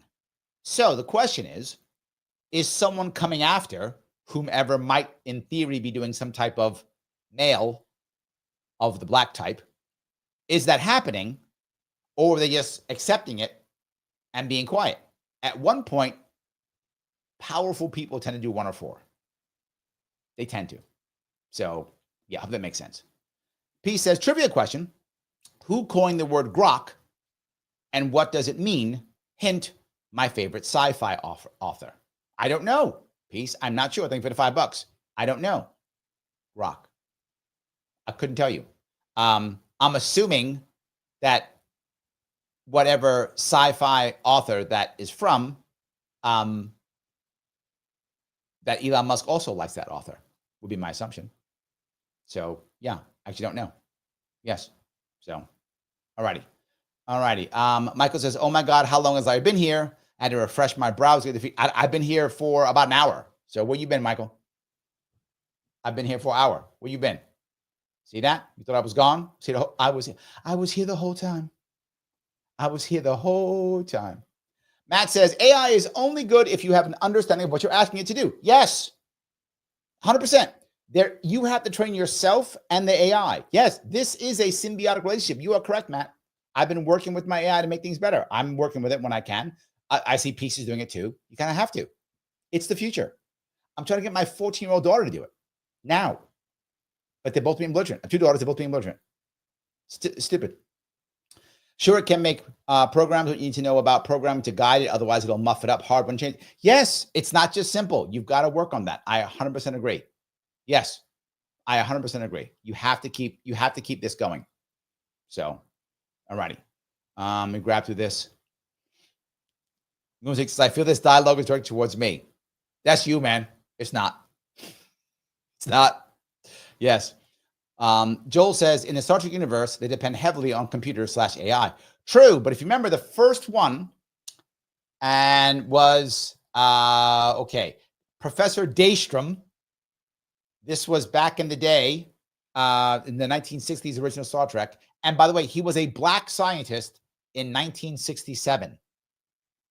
Huge deal on TV. He made the M5, which was the first AI, basically a drone controller. The AI could control the Enterprise. This was 60 years ago. That's good sci-fi. And of course it fails and makes mistakes and they got to go back in and fix it, whatever, blah, blah. It's a great episode. So yes. And now, of course, in the more recent Star Treks, which I don't watch many of them at all. I mean, I don't really watch new Star Treks at all. I'm sorry, I'm old school. But yeah, computer AI is very important. Absolutely. Yes. So did Larry use AI for tonight's thumbnail? Can you explain a little bit back office how you do those videos? Yes, I use AI for everything. Yes. Yeah, absolutely. When I have everything that's written, usage written, all done by AI. I don't write any of this stuff. So all the descriptions, I have a template that I put into my chat GPT. It's a template. And I basically just change like topic, name of the I title every show. I title the show. I change the topic, title of the show, and then who I think the audience is. That's what I do, and it writes everything. It puts in the emojis, all that stuff. So I got a template, and I fill the template in, hit the button, gives it to me. I don't even read it. I'm not even joking. It gives me hashtags too. I don't do the hashtags. The hashtags gives. I don't even read it. I hope it's good because I haven't read one of the things I've written in at least a month, if not more. I don't read them. I cut and paste them, put them in. I hope it's good. If it sucks, I guess it sucks. It's made for them people to watch. It gives me the hashtags, everything. So I just pop it in. Boop. So that's how I use it for every show. And the thumbnails, same thing. Most of the thumbnails, not all of them, most of the thumbnails are AI generated. And I use both Grok and ChatGPT because they both have different styles. So I have an account for both. And I put what I want in general into both of them and see where it goes with it. Whichever one I prefer, I then keep working off that one. So if Grok does a better one, I'll work off the Grok. If ChatGPT does it, I'll work off that one. That's how I create most of my thumbnails. Not all of them, but 80% are done that way. So I'll what was today's thumbnail? Hold on. What's today's thumbnail? See if I can actually find it. Hold on. Where did I have today's thumbnail? I don't remember what today's thumbnail was. Again, because I did AI did it. So I gotta remember what today's thumbnail is. Can I even find it? Now, hold on. I don't remember what the thumbnail was today. Oh, yeah. Okay, now I remember it. Yeah. So, yeah. So now I remember the thumbnail. So I think I typed in something like AI overlords enslaving humanity or something like that. It's very, very generic. And then I put the background that I want. And I put a background of like dystopian background. Like I put that stuff in and boom, it gave me that. I didn't like it. I wanted to make some changes. I think I wanted to make it brighter. It was very dark. It was like really dark and gloomy. So I said brighter landscape format. Give me landscape format. Made it brighter. Boom, there's my thumbnail. So I use it for that all the time. So that's how I use it for both the thumbnail and that. And I will sometimes use it even for ideas. I'll type in what I think is happening, what's a good idea, and it'll give me ideas even for the show. So I can use ideas for the show, the whole deal. It is the right answer. To not use it doesn't make any sense to me. Just my view. You can think I'm wrong. Just my view. So, all righty. Phil says, thank you for the $5, my friend. Do you think we need a vigilance class? Police, fire, military, public or private demolition man, breaking case of emergency type of person. Do you think we need a vigilance class? Police, fire, military, public or private demolition man, breaking case of emergency type person. Are you saying, do I think that we as citizens should be able to have like a vigilance class, like a certification to be a auxiliary person, like an auxiliary police person or fire person, military? I think that's a wonderful idea. I think self-reliance is critical. My daughter right now is literally training to be an EMT. I think that type of reliance is critical and important. I know I am 100% sure that Lunatic is agreeing with this, right? I think that kind of self-reliance is critical. I love it. I don't know what need means. Do you mean that it should be somehow, well, you're a libertarian like me, so you don't think it should be required, but do you think government should provide it?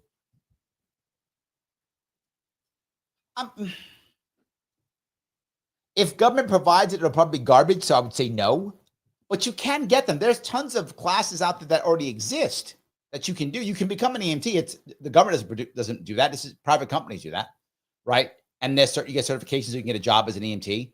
You can do that kind of thing. I like the idea of each person being able to be, to act as a police officer, fire department, military. I love that idea. Yeah, I think so. I don't know how you implement that though. That's the issue. How do you? I don't know. I don't know how you implement that, I guess is my question. But yeah, I like the idea. I like it. All right. Let me see if I can go down here and grab a couple more of these. P says, to your point on psychopaths, TED Talk with Jim Fallon, neurobiologist, discovered through his research that he had the psychopathic genes, but he was raised with love and does not exhibit symptoms. Yeah, that guy actually, he's the one who found it. That's the funny part. True story. Peace knows this, obviously. The guy who figured out like how to show there's an actual, not written test, but you can go into an MRI machine and you can see if you're actually a psychopath or not. It actually can be done. And the guy who figured this out found out it was him. So yes, but he's not violent. And if I remember the story right, his family like knew he was that. And when he told them, they were like, yeah, that makes sense. Like they kind of knew, right? Yeah. So anyway, let me move on if I can. Phil says, if you're too smart, use phrases like, you fools. It's true, right? Every like bad guy who's like a genius, he always goes, fools, I was going to fix this. You stopped me, blah, blah, blah. They always, yes, right? They always say that. That's my phrase for someone who's too smart. If you're too smart, you use a phrase like that. Always. Yes. Matt says, Larry, what do you think about consumers losing rights of ownership, i.e. 30 pages, EULA, everything needed to connect to a cloud to work, companies like Amazon leading movies you brought in your library? I think sadly, we have happily agreed to that as a society. This is why the World Economic Forum could say openly, you will own nothing and be happy, because we were already moving towards it, happily doing so. So yeah, I think I think, yes. I think we're agreeing to it. We could stop it, right? We could, Matt. We could just say, I'm going to go buy CDs. I'm going to buy DVDs. I'm not going to do Netflix or whatever. We could do that. We could say, I'm not going to use Audible. I'm going to go buy books. We could, but we don't. We like the convenience as a society, not all of us, obviously, but as a society, we do. And so we accept it. So I think we're just agreeing to it. And particularly since the lockdowns, we have openly encouraged, as a society, not individually, monopolies, right? Amazon runs the world and we're like, okay with it. So Amazon can do what it wants. We're going to stop them. We can't. I mean, we can, but we're not going to, right? We can. We're not going to. So I don't see us doing it. That's my issue. I don't see us doing this, but we could. So Kim says, don't slow down, Larry. We'd be here for 4 hours. True. We would be. So let's not do that. Yes. So Sean says, is Larry the Kwisatz Haderach? Okay, that's Dune. Like the wizard women use that for something. Right? Did I get that right? Something like that. I haven't read the book since I was like 17. I mean, it's a long time ago, right? Long time ago. And then I saw the first movie in like 1980 something, right? The first movie came out. I saw that one, which was not a bad movie. It wasn't great. It wasn't a bad movie. It was the 80s, so, not bad. For an 80s movie, it was all right. I think the look of the second series they just did, 2 years ago, 3 years ago? Much better look, right? Much better look. So that was it. Of course, it's recent, so yeah. But that's the last time I've seen it was that. So, John says missing the blue. Yeah, right. I gotta get the blue eye things right when I have the spice. I gotta get the blue eye. I don't have it. So Phil, Phil knows that. Sean, no, it's not me. So yeah, can't do it. So anyway, Joel says Star Trek Next Generation touched on the sentient AI topic a lot, such as Lieutenant Commander Data having rights. Yes, absolutely. Yes. Absolutely. Definitely true. So, all righty. Let's see here. John says, suggested watching the new Battlestar Galactica. AI revolts. What does it mean to be human? What would you do if you thought you were saving the last of humanity? I thought I didn't enjoy the new Battlestar Galactica. I did not enjoy it. I enjoyed the first one because I was a kid when it came out, right? It came out in the 70s. And if you're a young kid in the 70s, Battlestar Galactica was amazing. I mean, I look back at it now, I'm like, wow, it's cheesy. But I liked it so much. I used to draw the Cylons. That was so cool, right? I loved it as a kid. But the new one just seemed too forced. It didn't seem good to me. It seemed like everyone's just a Cylon, and it seemed to be made for drama. Individual one-on-one drama is all it's going to be made for. And it basically wound up becoming a soap opera in space, which is what I didn't like about the Next Generation as much. The Next Generation became soap opera in space. I didn't like soap opera in space. DS9 was not so much soap opera in space, and the original Star Trek was not that. In fact, they used to tease when they were attacking it. They actually called the original Star Trek a space western. That was the insult back in the 60s. So yeah, there we go. All righty. Lunatic says, if the government uses a self-delete story because I'm no longer here, guaranteed, headline, crazies eliminated 100 government. No. You just, I got to stop. I got to read your stuff first before I just read, but now I got to read yours first before I keep talking. You're going to get me canceled. I got to read yours ahead before I read any of your stuff. Yes. All right. Let me keep going. All righty. Let me see if I can keep going here. All right. Let's see here. John says, actual translation from Martian to drink in. Is that true? Okay. I believe you. Monkey see, monkey do as a one of two. I think the current LLMs, hold on. Large language something. I forgot what the M stands for. Are like having a large council of experts coming to a consensus and giving you an answer to any question. This is why I'm not so worried about the overlords AIs yet. I agree with the comment from Mastermind.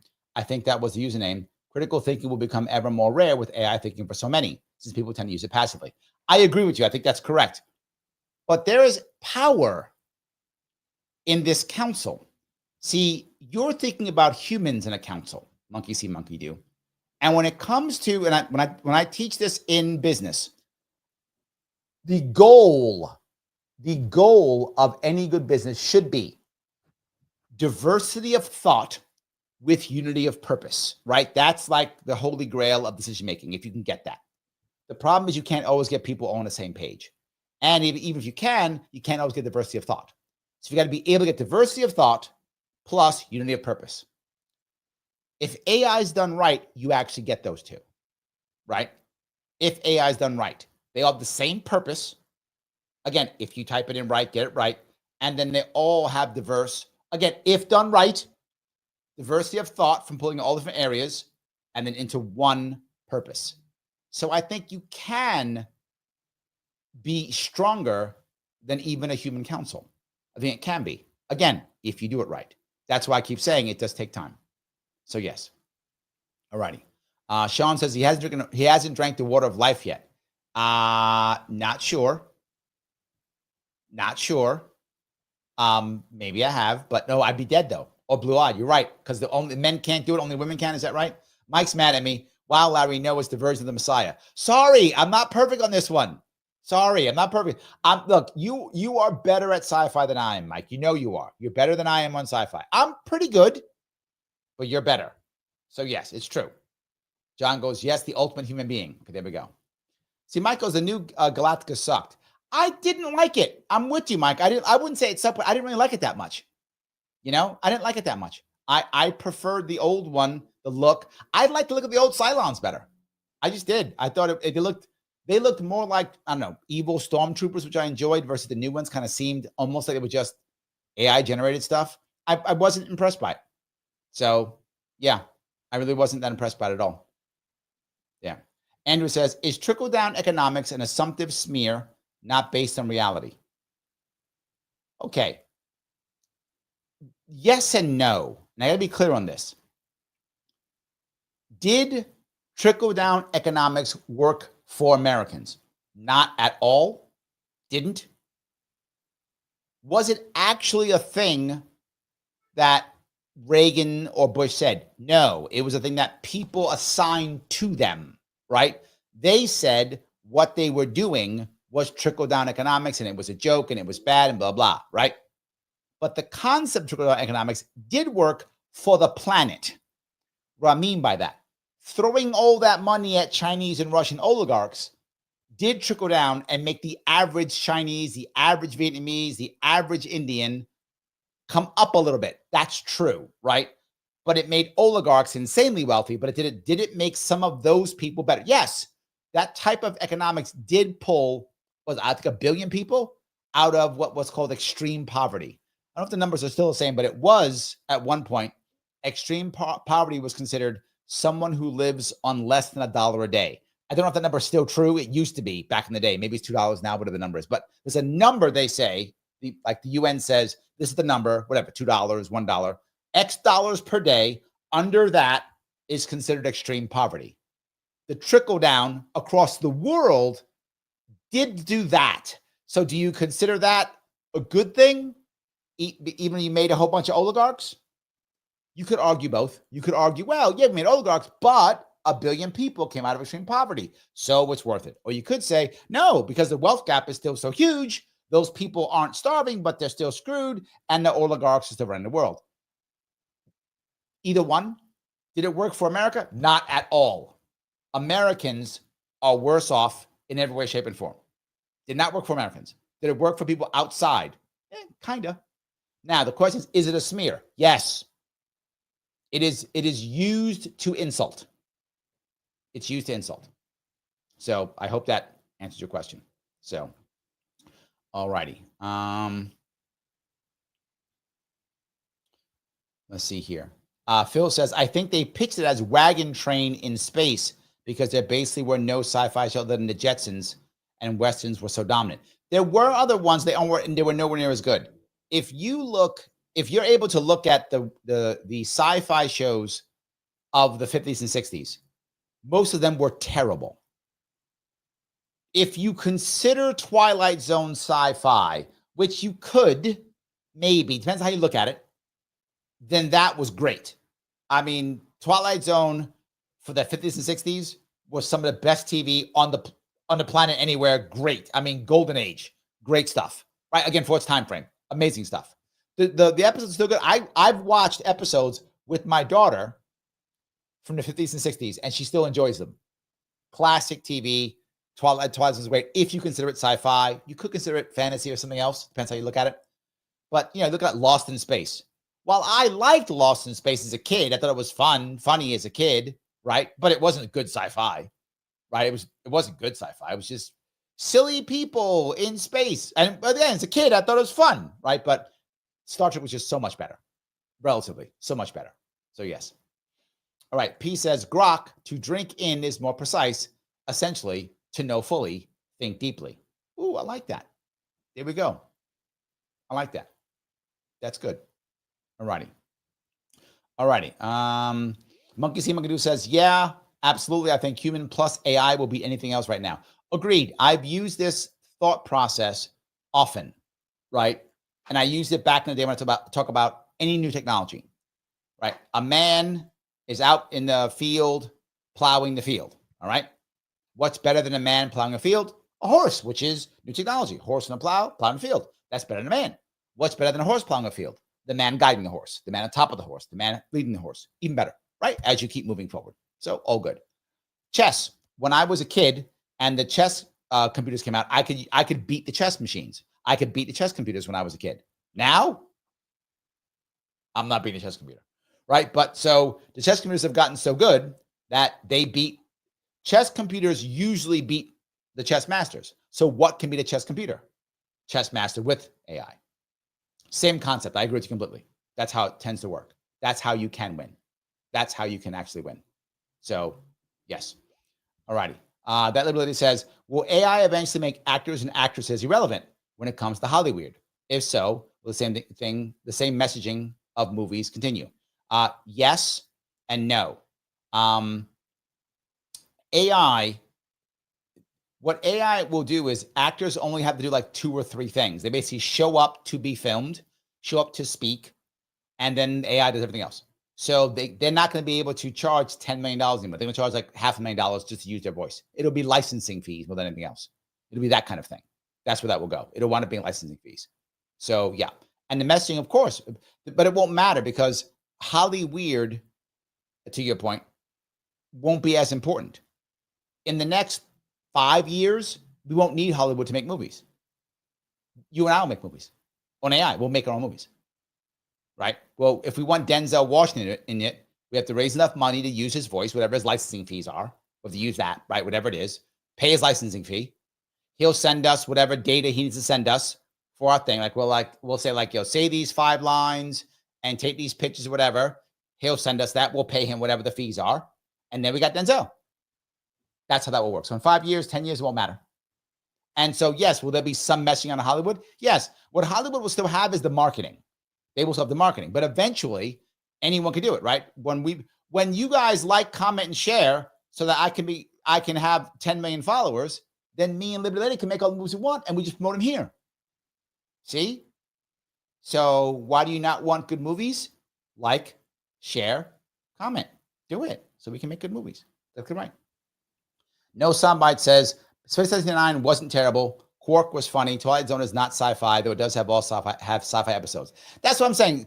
Twilight Zone, you could say some of them are, so that's why I wasn't sure. 1999 was a great series, the first series, and it began to get silly, but the first one was great. The concept was great. I love the concept of it, right? I watched it, but remember, that was actually British, right? Space 79 wasn't an American series. It was a British series. And so was, UFO, that one, that was a British series. So yes, but that wasn't American. I like Space. I actually showed my daughter the original one of Space 1999. And when I was a kid, Mike, you'll love this.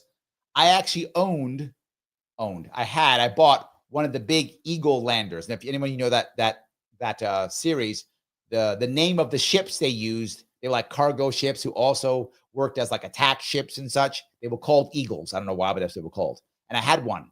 And you could actually put the people inside and the cargo units inside. It was great. I love that. I walk around the house with it. Oh, I'm doing the Eagle thing. Love that stuff. So yeah, I remember that completely. I wasn't a big fan of Quark. It was okay. I wasn't a big fan. But Twilight Zone was great. My daughter still likes it, but I'm not sure. I agree with you. I'm not sure you can call it sci-fi. Again, sci-fi episodes. Not sure you can call it. Oh yeah, UFO. Yep, 60s. But remember, also, Space 99 was also British. They were both British ones. So yes. All righty. Phil says, imagine a world where Kathy Hochul's governor of New York. You've entered the Twilight Zone. No. Imagine, if you would, a world where Kathy Hochul is a libertarian and repairs New York and makes it great again. You've entered the Twilight Zone. Yes, that would make sense. 100%. Yes, absolutely. So, all righty. That's good. Phil says, they say Denzel is a poor man's Larry Sharpe. Accurate statement. Accurate statement. Doctor Who, yes, was great, but Doctor Who also was British. But yes, agreed. The thing I love about Doctor Who, when I was a kid especially, is that it wasn't like an action show, right? What Doctor Who did, which I thought was amazing, and it really affected me as a kid. Doctor Who made being smart important, like being worldly and knowing stuff was cool because that's what the Doctor did. Like he was worldly and he knew stuff and blah, blah, blah. So I thought that was kind of cool. I enjoyed that tremendously about the Doctor Who world, which a lot of other sci-fi was much more like, either drama or it was Western in the sky. So yeah, I agree with that. But again, Doctor Who, again, British. Yes, 100%. Joel says, Space 99 Eagle is my favorite spacecraft. It was cool.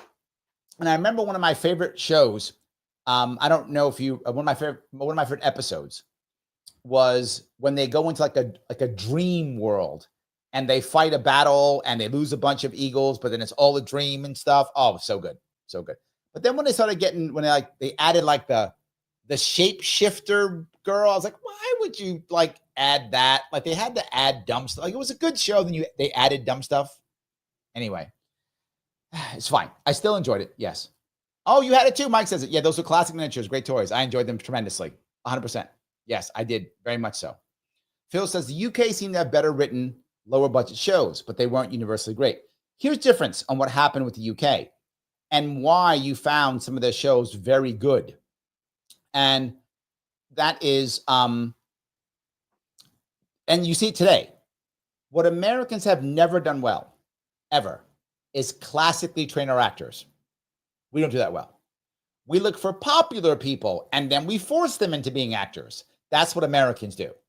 That's why there's been a British invasion of Americans for a long time. Now, half of the actors who are here in America are Brits.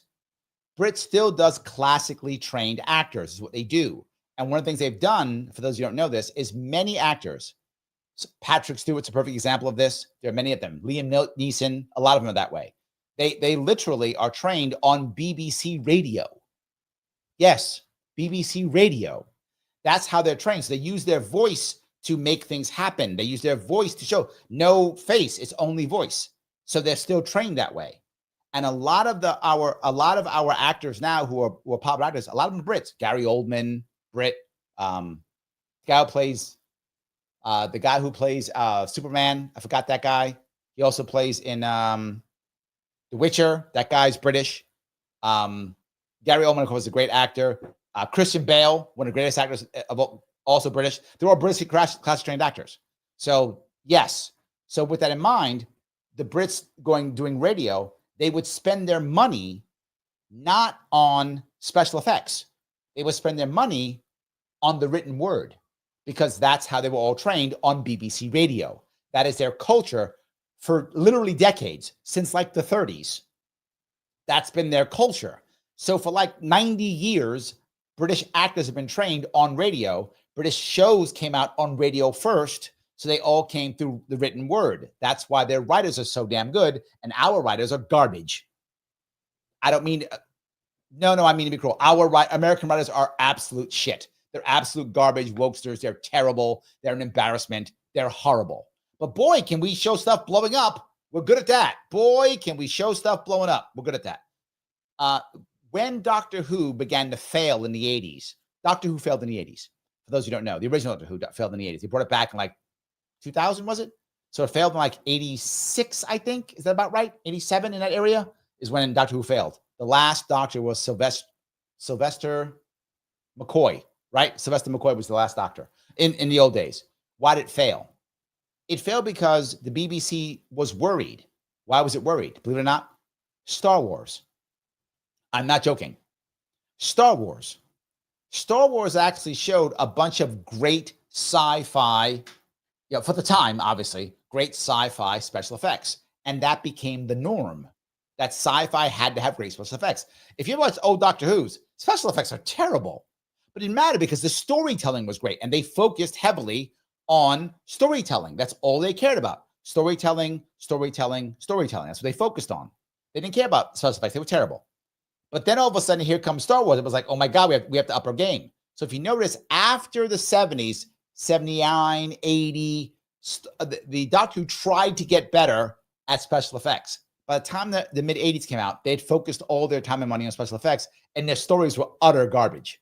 Just terrible. The later episodes were just embarrassing. And people said, this is garbage. And they stopped watching it. And it died. No shade to Sylvester McCoy. It wasn't his fault. But he just got he was wrong place, wrong time. And so he was gone. So yes, still to this day, the Brits focus on writing, which is why so many of the great writers kind of come out of the UK still. Yes, same idea. So Mike says, you realize no one else in chat knows what I'm talking about. Oh, they do. John just said it. Yep, absolutely. Yep, he just said it. 100%. So Mike says, sadly, Doctor Who is now to be remembered for the two most recent epic failures rather than the first 11 great and one hit or miss characters that were beloved. I wish you were wrong, Michael, but you are right. I was raised on Doctor Who when I was a kid, and I raised my oldest, Barbara, on the newer Doctor Who. Eccleston was the first of the new batch. Eccleston, Jesus, I forgot their names now. I'm forgetting their names, but all those guys. My favorite was probably David Tennant. Was my favorite of the new batch. I liked him the best. David Tennant. Then Matt Smith, who I didn't really like that much. My daughter grew up on him too. She loved Capaldi. I love Capaldi. He was also a good doctor. I enjoyed him.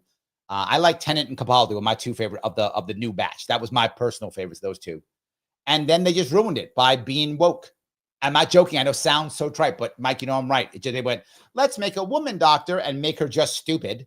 They literally, you could have made a woman doctor. That was not impossible. You could have done it. But they made a woman doctor and they made her stupid. They made her a dumb blonde. I'm not joking. If you watch it, that's what they made her. And the doctor became worthless. They turned the doctor into a dumb blonde. You could have made a woman. That was not impossible. Not required, but not impossible. Made a dumb woman. And then when they made the black doctor, he was like a gay crying doctor all of a sudden. What? It's a disaster. My daughter didn't want to watch it anymore. And it's the funny part. She's a woman and and my daughter, she's a woman, and the woman doctor, she hated. That was stupid. She thought it made women look stupid. It did.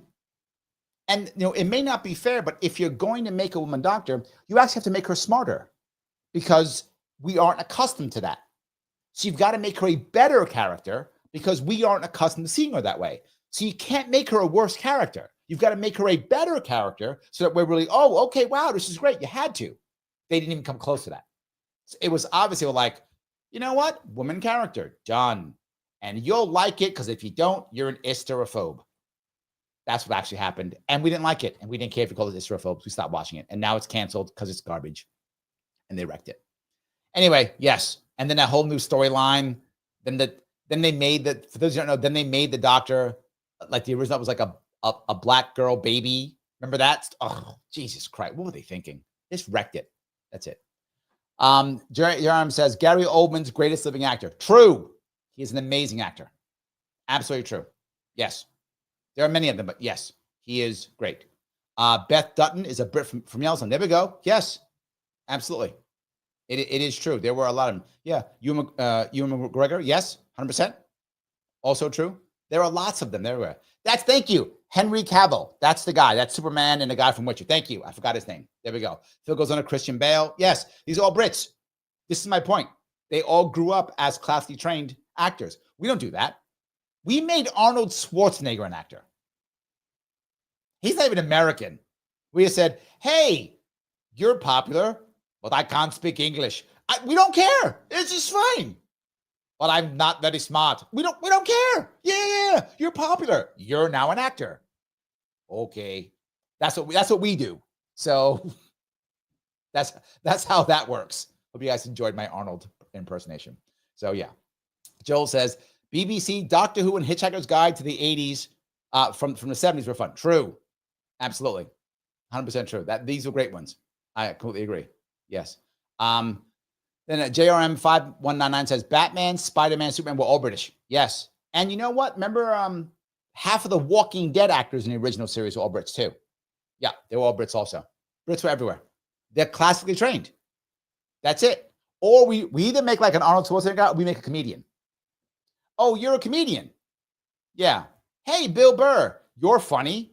Yeah, I'm funny. Be an actor. I'm a comedian. Now you're an actor. That's what we do. That's American. You're popular. You're an actor now. That's how it works. So I can just be popular, then I'm an actor. That's how that works. So yeah, we don't do it the same way. So yes. John says the best doctor will always be Tom Baker. True. 100% true. If you don't believe that, you're just wrong. That's it. John, you are correct. Now, don't get me wrong. I like other doctors also. I like John Pertwee, who came before him, right? I do, right? I didn't really like Colin Baker very much. I wasn't a big fan. Of Colin Baker. I like Peter Davison. I liked him too. It's sad that I know all the doctors by name. I know it's sad, but I am a sci-fi guy. I know doctors by name. But I wasn't a huge fan of Colin Baker. He seemed kind of too silly for the role. In my view, he played it kind of too silly. I didn't like him as much, but I watched his stuff. I still liked it. But I like John Pertwee. My first doctor was Tom Baker, and he was best. And my favorite companion was Leela from Tom Baker. That was my favorite companion. She was a warrior of the 17. For those of you who don't know that, but yes, she was my favorite companion. I did when it came to the newer companions. I liked Bill. I thought Bill was a good companion for Capaldi. I like that. I thought Capaldi and Bill went well together. And then, of course, she died a great death as a Cyberman, which is kind of interesting. Her death was a sacrificial death, so I thought that was good too. I enjoyed that. So, yeah. It's a woman, but her name was Bill. So yeah, I enjoyed that for the new ones. That was my thing. So yes, K. John says Tennant and Capaldi do it for me too. Yes, yeah, and the wokeness destroyed it like an angry Dalek. Yes, yeah. And Daleks are my favorite when it comes to the bad guys. My favorite bad guys, absolutely Daleks. My favorite, and Davros. When Mike and I did for those of you who, if you want to check it out, Mike and I did a show. Oh, it's got to be 3-4 months ago now. I don't remember how long ago it was. It was a while ago. You can go into his show. You can go into his Old Man Boss YouTube page. We did a show on top 10 villains, and my number one was Davros. So yes, that was my number one. Davros. For those who know Davros is the person who created the Daleks. And a Dalek is an anagram of Kaled, which is the group, the group of people are the Kalids. So for those of you who don't know, I'm gonna geek out a little bit for a couple seconds. This is good sci-fi. So Doctor Who was good sci-fi. On the planet Skaros, there was a huge world war that was destroying the entire planet. Two groups of people are fighting. One of the groups fighting is a group of people called the Kalids. They've been fighting for so long, destroying the planet for so bad that all their generals are young because all the generals are dead, right? Some people are dying, right? So Davros, who is their number one scientist, he recognizes it's over. There's no way they can win. There's no way the planet can survive. They've destroyed everything. It's over. So he purposefully, genetically pushes forward his people to what they will become eventually, and then puts them into a container which they can live in. That's the Daleks. They are actually the far long prodigy. There we go. Of the current Kalids. And he takes out the things that he thought we're weak. He's actually doing it because he loves his people, which is a great point. He's an evil genius, but because he loves his people. So he actually takes out emotion and weakness because he believes that's why they lost the war. So you've got to pull that out so they can win the war. And the only way that they can be sure that they're never conquered ever again is to conquer everybody else first. That's the origin of the Daleks. Most people don't know that. That's the origin. That's why they exterminate everybody. That's why they fight everywhere, because they've been trained and taught by Davros, their owner, that the only way they can survive is if they have no emotion and they kill everything first before it kills them. So in their minds, this is actually defensive mode. That's good sci-fi, by the way, Keijan. You are correct. That is good sci-fi. Not just, they're bad because they're bad. No, they're bad for a reason. So Phil says, Arnold was perfect for Conan the Barbarian. That's true. He was. Absolutely true. 100%. Absolutely true. Yes. Andrea says, Robin Williams was brilliant. Yes, but funny. He was brilliant, but not because he was a trained actor. And again, a comedian. We went, you're funny and popular. Now you're an actor. He was a stand-up comic. So, but again, talented too. Yes. Mike says, hated Bill? Why? She was great. Bill was a great companion. You're wrong on this one, Mike. You're wrong on this one. He was great. Yes. John, wow, same. Leela was my favorite companion. Leela was great. 100%. She was the best. Yes. So, Missy, no. Okay. Let me tell you about Missy. Not you, Missy. This Missy, the mistress, the master. You like Missy. Missy was, for those of you who don't know, the master was basically the greatest nemesis of the Doctor. He was also a Time Lord called the Master. And one of the reasons why he was a problem is back before they ruined the Doctor, every Time Lord could only be regenerated 12 times, or 13, 12 times. The Master went past his 12 and he was like, I don't want to die. So he basically would do illegal things and like steal people's life force and stuff so he can keep living, right? So that's what he was doing. Well, he did regenerate and he came back as a woman and he became the mistress and they called her Missy, and it was terrible. She liked the Doctor somehow. There was romance involved. She was why do you like Missy? Missy was terrible. She was she was the first woke garbage of the Doctor. They should have never made Missy. They should have kept the Master. It was terrible. It was better when they made the Master the Indian dude. At least he was still mean and nasty. Missy was terrible. Worst ever. So anyway, yes. The Period of Mars was the best Doctor Who series. I enjoyed that one. Sutekh, is that right? Was the guy who was controlling the Pyramid of Mars? Sutekh was the Egyptian god? Set or Sutekh? I can remember that one. That was a good one. I did enjoy that one too. And that was Period of Mars was Tom Baker. So yes. It is terrible that I remember all these things, isn't it? Terrible. I know. I'm sorry. Yeah. John says Missy was made as a female Doctor. Correct, which is why Missy sucked. I love you, Mike. You're wrong on this one. Missy was terrible. Phil says, the Weeping Angels were pretty badass. Here is what I didn't like about that series. Sean. I liked it, but here's what I didn't like about it. It made Doctor Who too much horror. It became very scary. Not that I don't mind scary, but it was for kids. And it became too scary, I think, for a lot of youngsters. That was like my youngest one couldn't watch. My youngest one couldn't. But my youngest one could have watched the old Doctor Who.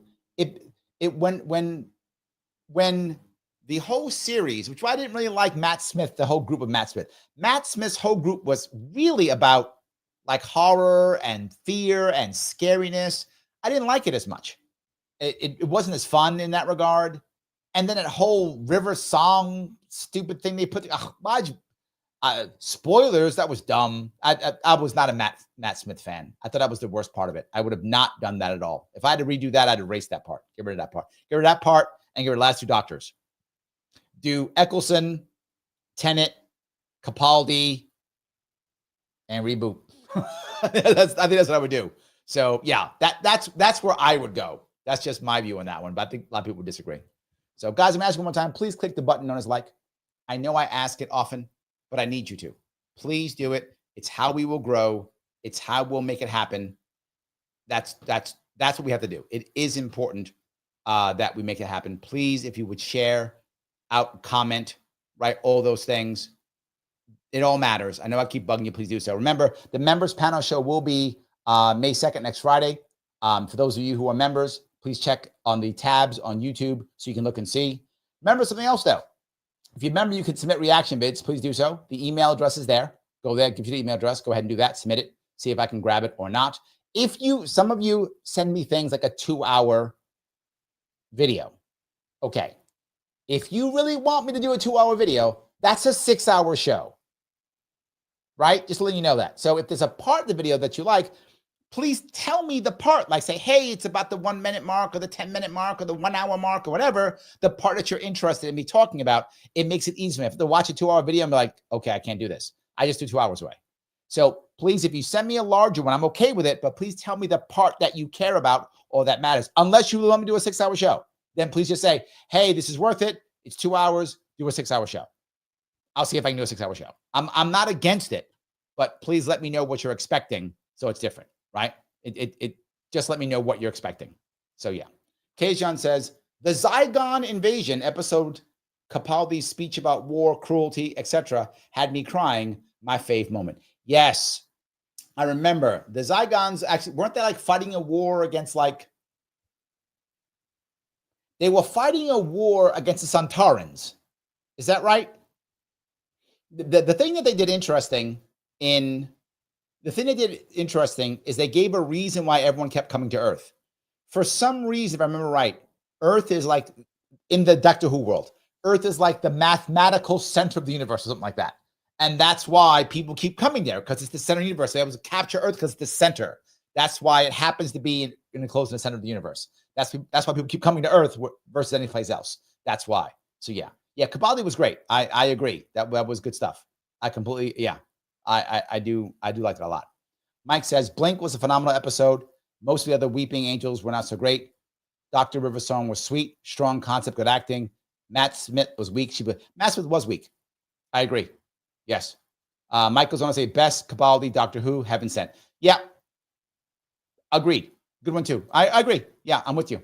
So Sean says, do you think Doctor Who is libertarian? Yes. Yes. And why do I say that? I say it because of the Daleks. If you remember, there's a time when Doctor Who, the original Doctor Who, Tom Baker, can destroy the Daleks. He can destroy them all. And he says, and he stops himself, and he says, what right do I have to destroy this entire group of people? What right do I have? He has the power to do so. And he backs off. He's like, oh, can I do it? Second time, again, it is Tom Baker. There's a virus, and the virus has grown to create a massive swarm to destroy the universe. And Leela is there, and she's like, you have to kill this virus. He goes, I don't want to kill the entire virus. He goes, why not? They're going to kill us all. And he says, no, it has every right to exist as a virus.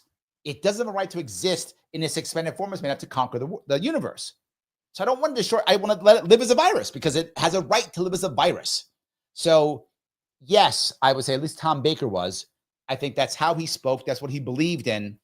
I think that's what he wanted to do. So I do think that he probably is more libertarian than most people think. At least the early Doctor Who was, right? I think that's true. He was not about just doing things, right? He was about what was right, what was wrong. He believed in people's rights. He believed in the rights of people to exist. He believed in property rights. He believed in all those things. So I do think he was much more libertarian than most. Maybe I'll say that. I hope that answers your question. So yes. All right, guys, remember, if with the algorithm, after this is done, please come back and leave a comment. And we talked about a lot today. So here's what I'm going to ask you. One or two things. You have two different options here. One, tell me your biggest concern or worry about AI, or your favorite sci-fi show. We did two things today. So either favorite sci-fi show or your biggest fear of AI. And remember, if this is not live and you're watching it later, please immediately, once you're done watching this, click one or two videos that are going to pop up right here. Click one right away because the AI loves that. I will see you all.